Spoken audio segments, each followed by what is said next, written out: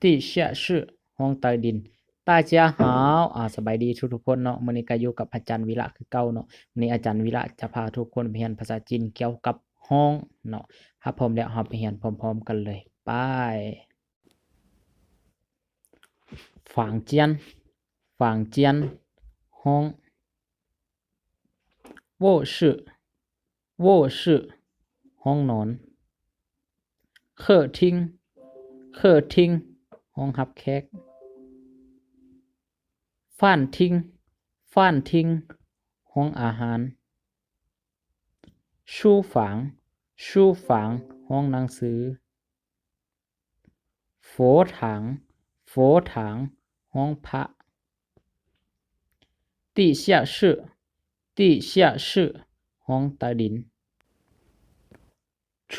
场室储场室ห้องเก็บของ浴室浴室ห้องอาบน้ำ会议室会议室ห้องประชุม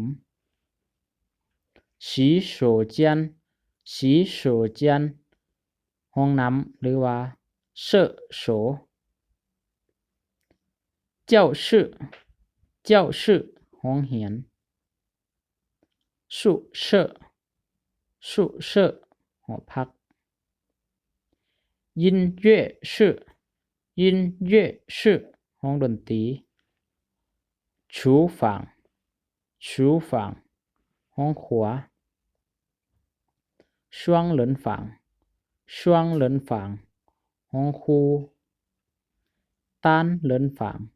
單人房ห้องเดียว